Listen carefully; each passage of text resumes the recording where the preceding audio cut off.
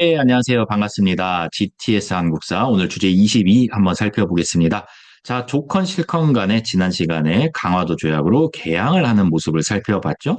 개항을 했으니 뭔가 새로운 것들이 들어오게 될 거예요. 이제 조선 정부는 여러 가지 개혁 정책을 추진하게 되는데 이런 개혁 정책을 우리가 다른 말로 개화 정책이라고도 합니다. 모든 사람들이 이런 개화 정책에 찬성했던 것은 아니고 당연히 반발이 있게 마련이겠죠. 오늘은 조선 정부에서 어떤 개화 정책을 추진했고 또 여기에 대한 반발은 어떤 것이 있었는지 한번 살펴보도록 하겠습니다.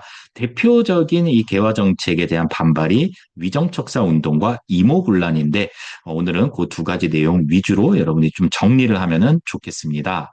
자, 먼저 복습을 한번 해볼게요. 1863년부터 약 10년 정도 흥선대원군이 집권을 하게 됩니다. 국내에서 여러 가지 개혁을 추진하죠. 왕권을 강화하려고 했었고요. 또 민생 안정을 하려고 했었다라는 이야기를 지지난 시간에 살펴봤습니다. 대외적으로는 통상수교 거부 정책을 추진했죠. 그래서 일련의 사건들이 일어납니다. 병제병, 남신척 순서대로 여러분이 지금쯤이면 다 외우고 있을 거라고 믿습니다. 자, 10년이 지나고 고종이 친정을 하게 됩니다. 이때 국내에서는 통상개화론이 대두되게 되고요. 그다음에 국외에서는 일본이 운요 사건을 일으킴으로써 1876년도에 우리나라 최초의 근대적 조약이자 불평등 조약인 강화도 조약이 체결된다라는 이야기를 했습니다. 자, 개항을 한 다음에 명성황후 쪽 집안, 그러니까 민씨 집안 중심으로 여러 가지 개화 정책이 추진되게 됩니다. 뭔가 개화 정책을 추진하려면 컨트롤 타워가 필요하지 않겠습니까? 맞아요. 그래서 여러 가지 개혁 정책을 추진할 그런 기구로서 통리기무아문을 설치를 하게 됩니다. 자, 군대도 개혁을 합니다. 오군영 체제를 이영과 별기군으로 이제 개편을 하게 되는데 오군영을 두 개의 영으로 줄였다라는 거예요. 그러니까 한마디로 정리해고 당하는 그런 군인들이 좀 있었겠죠. 그리고 별도로 일본 교관을 모셔와가지고 새로운 신식 군대, 별기군을 창설하게 됩니다. 무기도 더 좋은 무기를 주고요. 옷도 더 좋은 이제 옷을 주고요. 최신식 그런 군사 훈련을 받게 됐다라는 얘기예요. 여기서 좀 느낌이 와야 되는데 이렇게 새로운 군대가 생겼다라는 것은 기존의 조선 구식 군인들은 상당한 좀 박탈감을 느낄 수도 있었겠다라는 느낌을 일단 가지고 또 넘어가 보도록 하겠습니다. 그리고 여기저기에다가 사절단 또 외교관들을 파견하게 되는데 일본에는 수신사와 조사 시찰단을 파견합니다. 개혁을 하긴 해야겠는데 어떻게 해야 될지 잘 모르겠어요. 그럴 때 우리가 잘할 수 있는 방법은 잘하고 있는 사람이 어떻게 하고 있는지를 보는 거잖아요. 조선도 이때 당시에 그런 심정이었던 거예요. 그래서 일본에도 사절단을 파견을 하고요. 청나라에도 영선사라는 이제 사절단을 파견을 합니다. 기술자들과 유학생들을 파견을 한 거예요. 그래서 청나라가 뭘 하고 있나 좀 보고 배워와라. 그래서 이 영선사가 귀국한 다음에 근대 무기를 만드는 공장, 기기창을 만들게 됩니다. 자, 그리고 미국에 보빙사를 파견했다라는 거는 지난 시간에 잠깐 언급을 했었고요. 그래서 수신사 일본, 영선사 청나라, 그다음에 보빙사는 미국이다. 이렇게 여러분이 좀 짝짓기를 해놓으면 나중에 나라 찾을 때 좀 도움이 될 겁니다. 자, 모든 사람들이 이런 개화 정책에 찬성했던 건 아니다라는 얘기를 했었네요. 그중에 첫 번째 반발은 보수 유생들, 유생 양반들이죠. 이들이 성리학적 질서를 지켜야 됩니다. 라면서 일으켰던 위정척사 운동 되겠습니다. 위정, 올바른 것을 위하고 척사, 사악한 것을 배척하는 운동이다라는 거예요. 제목에 이미 내용이 다 들어가 있습니다. 여기서 말하는 사악한 것은 바로 새로운 문물을 얘기하는 겁니다. 뭐 조금 정확하게 말하자면 서양과 일본이 해당이 되겠고요. 여기서 말하는 위정, 올바른 것은 정, 바를 정자죠. 요거는 기존의 성리학적 질서를 이야기합니다.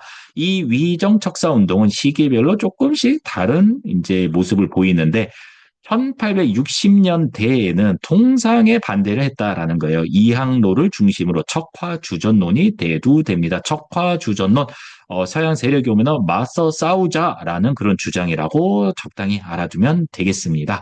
1870년대는 어떤 시기냐면요. 일본이 와서 문 열어라 하고 있던 그런 시기 아니겠습니까? 개항 반대 운동을 펼치게 됩니다. 대표적인 인물이 최익현이에요. 최익현의 주장이 외양일체론인데 왜 일본을 말하죠? 그다음에 양 서양을 의미합니다. 일체 한 놈이다. 똑같은 놈들이다. 이런 뜻이에요. 그러니까 일본과 서양은 같은 놈들이다. 그러니까 절대로 항구를 열면 안 된다. 라면서 개항 반대 운동을 펼쳤다라는 얘기입니다. 1880년대는 어떤 시기입니까? 바로 이 시기죠. 이 시기는 이미 개항은 했고요. 개화 정책이 막 추진되던 그런 시기 아니겠습니까? 그래서 개화 정책에 반대하는 그런 움직임이 펼쳐지게 됩니다. 특히 이 시기에는 미국이랑 조미 수호 통상 조약을 체결했던 그런 시기이기도 하죠. 그 계기가 됐던 것 중에 하나가 조선 책략이고요. 그래서 조선 책략 유포에 반대하면서 이만손을 중심으로 한 영남 선비들이 영남 만인소를 올리게 됩니다. 영남 선비들 한 10,000명 정도가 똑같은 상소문에 사인을 해서 임금님에게 보내는 이제 그런 모습을 상상해 보시면 되겠습니다. 1890년대가 되면요, 한일 의병으로 이제 계승이 됩니다. 한번 보세요. 어때요? 통상하지 마라 했더니 통상하고 있죠? 개항하지 마라 했더니 개항해버렸죠? 개화하지 마라 했는데 이미 개화 정책 하고 있어. 지금 3번이나 말했는데 말을 안 듣는 거예요, 조선 정부가. 어떻게 합니까? 말로 해서 안 들면은 총칼을 드는 수밖에 없겠죠. 그래서 요 양반 유생들이 이제는 말로 하지 않고 또 글로 하지 않고 총과 칼을 들고 이제 의병 활동에 나서게 된다라는 것까지가 위정 척사 운동이었습니다. 여러분 교과서의 111쪽에 보면은 척화주전론, 외양일체론, 영남 만인소에 대한 사료가 나와 있으니까 표시해두고 한번 보면은 도움이 많이 될 겁니다. 자, 두 번째 반발은 바로 이모군란 되겠습니다. 1882년 이모년에 군란, 군대 반란이다라는 거. 여기서 말하는 군대는 바로 부식군인들을 의미를 하고요. 여기에 이제 추가적으로 도시 빈민들이 가세하기도 합니다. 자, 왜 일어났는가? 배경 먼저 한번 살펴보겠습니다. 잘 안 보이죠? 자, 구식군인들이 엄청난 차별을 받는 데다가 13개월이나 월급이 밀려 있었던 거예요. 지금이야 계좌 이체를 하지만 이 당시에는 월급을 쌀로 줬다라는 거죠. 13개월 만에 이제 월급을 일부 받았는데 집에 와서 그 쌀 포대를 열어보니까 절반 이상은 쌀이 아닌 모래 또는 톱밥 뭐 이런 거였다라는 거예요. 그러니까 이게 열받을 만하죠. 그죠? 13개월 만에 월급을 받았는데 여러분 어때요? 13개월 동안 편의점 알바를 하고 월급 봉투를 받았는데 꺼내서 봤더니 절반 이상은 부루마블 돈. 야, 이건 진짜 상상도 할 수 없는 분노가 생길 것 같습니다. 네, 그렇게 해서 이 모든 것은 다 일본 놈들 때문이다 라면서 일본 대사관, 그때 당시 이제 공사관이라고 불렀죠. 일본 공사관을 때려 부수고 불태우고요. 이 모든 것은 이 개혁을 주도하고 있는 민씨 세력이다라면서 명성황후 쪽 오빠들 있죠. 그 사람들 민씨 세력을 처단하려고 여기저기 막 이제 뛰어다니는 이제 그런 모습을 볼 수 있습니다. 자, 어때요, 여러분? 민씨 집안의 우두머리가 누굽니까? 바로 왕비, 명성황후, 민비 아니겠습니까? 그래서 이제 결국은 이 왕비 잡아라 이제 이렇게도 되는 거예요. 그래서 이 난리 중에 명성황후는 친정으로 급히 피신하는 일이 벌어지기도 합니다. 여러분 상상해 보세요. 엄청난 혼란 상황이죠? 자, 이때 고종은 믿을 사람은 아빠밖에 없다. 그래서 파파 도와줘요. 헬프미 파파.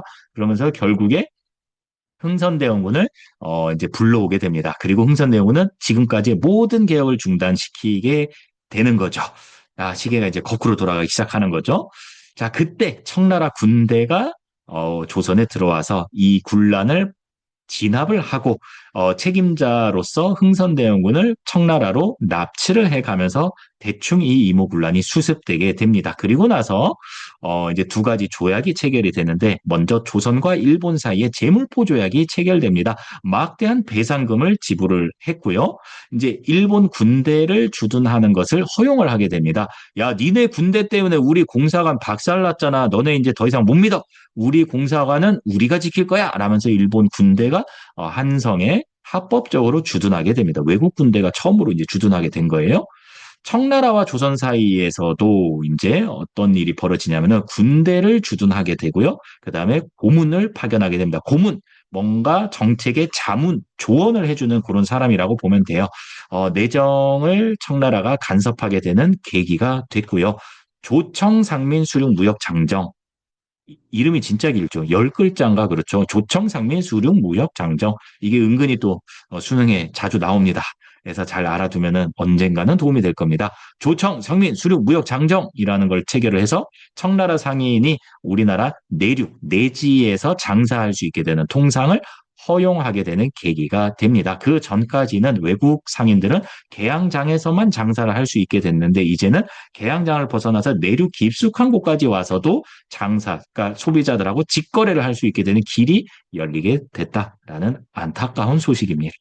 자, 이렇게 해서 우리가 개항 이후에 조선 정부에서 여러 가지 개화 정책을 추진하고 사절단을 파견을 하다가 위정척사 운동과 이모군란이라는 반발에 부닥쳤다. 이런 얘기를 우리가 한번 해봤습니다. 자, 오늘 수업 여기까지 하겠습니다. 수고했습니다. 안녕.